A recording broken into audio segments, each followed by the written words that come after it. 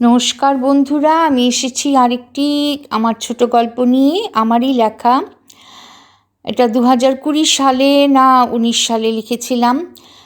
আপনারা জানেন দিল্লি একটি ঐতিহাসিক শহর। সেই শহরে বা প্রত্যেক শহরেই কিছু হন্টেড প্লেস থাকে, প্রাচীন প্রাসাদ। তো দিল্লিতে নাকি অনেক হন্টেড প্লেস আছে, আপনারা গুগল করলেই জানতে পারবেন। সেখানে আমি দেখেছিলাম ফিরোজ শাহ তুগলক বানিয়েছিলেন, যে ফিরোজ শাহ তুগলক সেই বহু আগে, মুঘলদের আগে। সেই জায়গাটি বেশ হন্টেড প্লেস। এটার মানে লেখাও থাকে নাকি যে শাম কে বাদ রেহনা মানা হ্যায়। তো ওইটা মনে করে এর ভিত্তিতে পটভূমিতে আমি একটি গল্প লিখেছিলাম, নাম দিয়েছিলাম ভুলি ভাতিয়ারি কা মহল। রহমত খান শুকনো ডালপালার বস্তা নিয়ে স্লথ গতিতে ঘরে ফিরছিল। আজ একটু তাড়াতাড়িই ফিরেছে, সন্ধ্যার আগে। ভুলি ভাতিয়ারেকা মহল, পেছন দিকে এক খণ্ডহরের ভিতরেই সে আর তার বেগম থাকে। কোনো রকমে মাথা গোজা যাকে বলে। চারপাশের জঙ্গল থেকে লাকড়ি জানালি কাঠ সংগ্রহ করে আনে। রাবিয়া রুটি ডাল কিছু বানায়, বাস খেয়ে দিয়ে ঘুম। রহমত অবশ্য শান বাঁধানো চাতালে বসে হুকোয় টান দেয় আর আকাশের তারা গুনে। মাঝে মাঝে তার সাথী হয় কেউটে, সাক্ষাৎ জম, কিন্তু কোনো ক্ষতি করে না, বাস্তু হয়ে গেছে। রাত যত গভীর হয় বাতাসে ফিসফিসানি, দীর্ঘশ্বাস, কত কিছু শোনা যায়। শুধু পূর্ণিমার রাতগুলো ব্যতিক্রম। সেই রাতগুলো এই খণ্ডহরে জান আসে। রহমতের মতো সাহসী প্রাণও সাহস পায় না বাইরে থাকতে। আজও পূর্ণিমা। রহমত তাই একটু তাড়াতাড়ি ফিরে আসছে। তার কোনো বাধা ধরা রোজগার নেই। কখনো মেহরলি বা বসন্তকুঞ্জের দিকে কাজ করে, যা পাওয়া যায় তাই। কখনো এই খণ্ডহর দেখতে ট্যুরিস্টরা আসে, যদিও কদাচিৎ। তাদেরকে সে ঘুরে ঘুরে দেখায়, ইতিহাস বর্ণনা করে, কিছু অতিরঞ্জিতও থাকে। তারা যা বকশিস দেয় সেটাও একটা রোজগার। ফিরোজ শাহ তুগলক বানিয়েছিলেন এই প্রাসাদ। শিকার করতে যেতেন যখন আশেপাশের জঙ্গলে। প্রচুর পশু ধরে আনা হতো, শিকার করা হতো। এসব ইতিহাস বলতে বলতে রহমতের সুরমা পড়া ঘোলাটে চোখ উজ্জ্বল হয়ে ওঠে। এখানে সুফি সাধক বু আলী বখতিয়ারও থাকতেন। নাটকীয়ভাবে কণ্ঠস্বর পাল্টে ভয়ার্ত স্বরে বলে, ইহা শামকে বাদ রেহনা মানা হ্যায়, খতরা হ্যায়। সাইনবোর্ডে অঙ্গুলি নির্দেশ করে। এতে সাবধানবাণী লেখা আছে। কোনো প্রহরীও থাকে না। পাশে যে দিঘি আছে, হুড়পড়িরা বেরিয়ে আসে পূর্ণিমার রাতে, এসব লোকেরা বলে। রহমত এসব চাক্ষুষ দেখার সাহস দেখায়নি।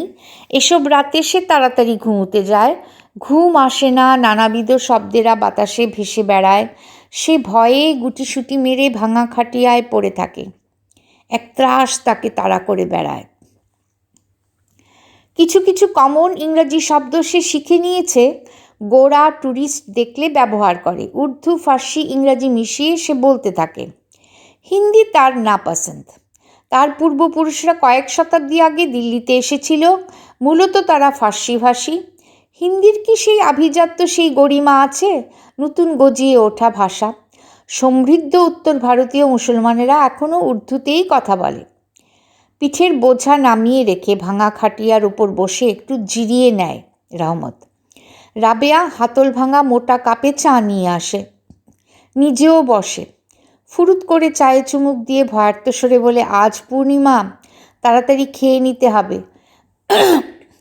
রহমত মাথা নাড়ে। তার সুপ্ত ইচ্ছে পূর্ণিমার রাতেও বাইরের থেকে দেখে কি ঘটে। সত্যিই কি হুড়পুরিরা আসে? রাবেয়ার জন্য সম্ভব হয় না। ভয়ে সে আঁকড়ে ধরে রহমতকে।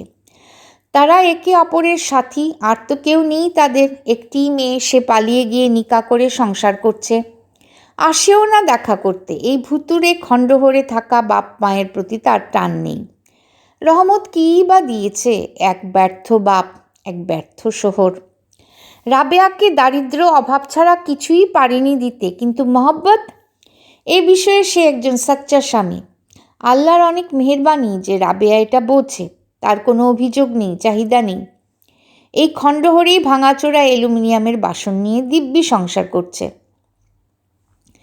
রহমত উঠেই যাচ্ছিল, এমন সময় দুজন গোঁড়া টুরিস্ট আছে, একজন মহিলা একজন পুরুষ, রোদে পোড়া তামাটে চামড়ায় ট্যাটু করা, ঈষৎ নীলাভ চোখ। আজ পরন্ত বিকেলে পূর্ণিমার দিনেই রহমতের মন অজানা আশঙ্কায় কেঁপে ওঠে।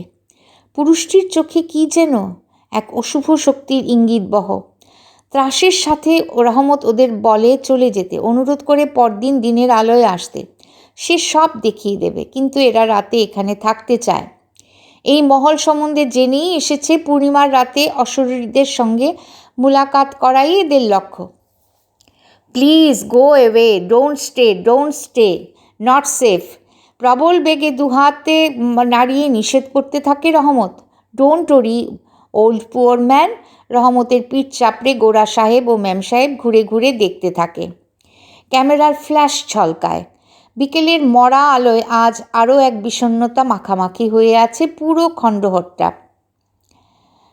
এরা রাত কাটাতে চায়। রহমতকে বলে একটা কোণা একটু সাফ করে দিতে, ওরা রাতটা সেখানেই কাটাবে।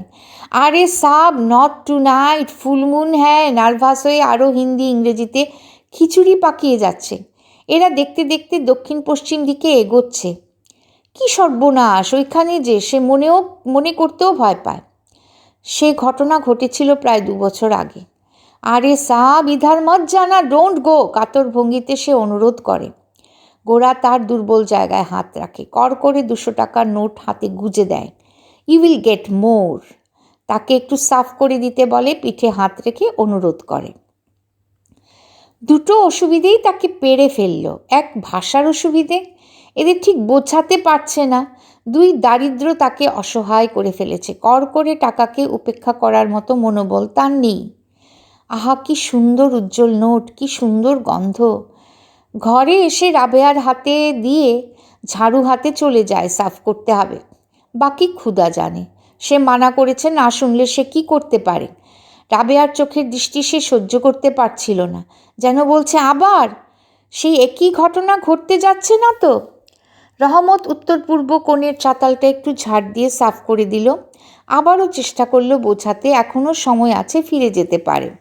আর রাতে যেন ঘোরাঘুরি না করে। পাষাণের জান আসে পূর্ণিমার রাতে। এরা ঠিক ইংরাজি ভাষাভাষী নয়, ফলে তার কথা কতটুকু বুঝতে পারল সন্দেহ আছে। মাথা ঝাঁকিয়ে তাকে আশ্বস্ত করল। চিন্তিত মুখে রহমত ফিরে আসে ঘরে। আল্লাহই রক্ষা করবেন, এদের কথা না শুনলে কি করতে পারে সে। কিন্তু এক সূক্ষ্ম অপরাধ বোধ তাকে ঘুমোতে দেয় না। কি জানি কাল সকালে কি দেখবে। বছর 2 আগে এমনি এক পূর্ণিমার সন্ধ্যায় এক গোড়া যুগল এসেছিল। তাদেরকেও মানা করেছিল রহমত, তারাও শোনেনি কথা। টাকা দিয়েছিল আর অনুরোধ করেছিল একটু জায়গা সাফ করে দিতে।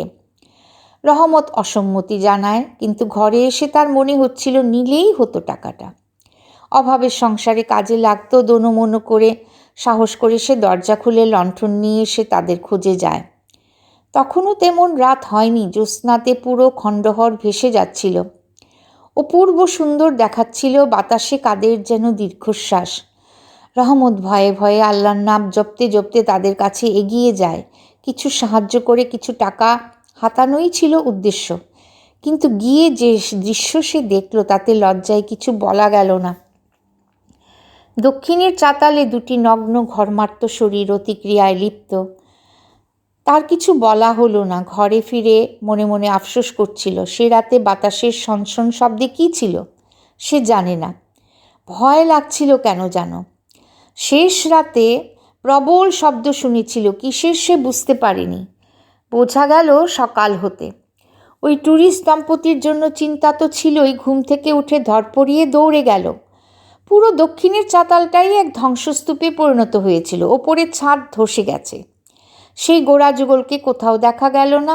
তবে কি এরা চাপা পড়েছিল? হে আল্লাহ, এত এত পাথর সুরকি সরিয়ে কি করে দেখবে, কি করে বের করবে? না, কিছু দেখা হয়নি, কাউকে বলা হয়নি। 2টি প্রেমিক প্রতিক্রিয়ায় ব্যস্ত ছিল, নিভৃতে একান্তে। তাদের ওই অবস্থায় প্রকাশ করা তার অনুচিত মনে হয়েছিল। কদিন পর বাতাসে গলিত পচা শবের গন্ধে টেকা দায় হয়েছিল। এটা কি নিছক দুর্ঘটনা, না কোনো অশরীরীর কাজ? এ নিয়ে সে সন্দিহান। সেই ভুতুরে খণ্ডহরে আরও দুটি অতৃপ্ত আত্মা ঘুরে বেড়াচ্ছে, এদের মুক্তি হয়নি। আজও যদি একই ঘটনার পুনরাবৃত্তি ঘটে। ভয়ের চোরাস্রোত শিরদাঁড়া বেয়ে নেমে তার শীত করে উঠল। ছেঁড়া ধুলি ধূসরিত মোটা কম্বলটা দিয়ে আপাদ মস্তক ঢেকে নিল রহমত, যেন তাকে কোনো অশরীরা খুঁজে না পায়। আমার এই গল্প যদি ভালো লাগে তাহলে প্লিজ সাবস্ক্রাইব করবেন আর পাশে থাকুন। আসবে দেশ বিদেশের এমনি সব গল্প। এটা আমারই সৃষ্টি, আমারই লেখা গল্প।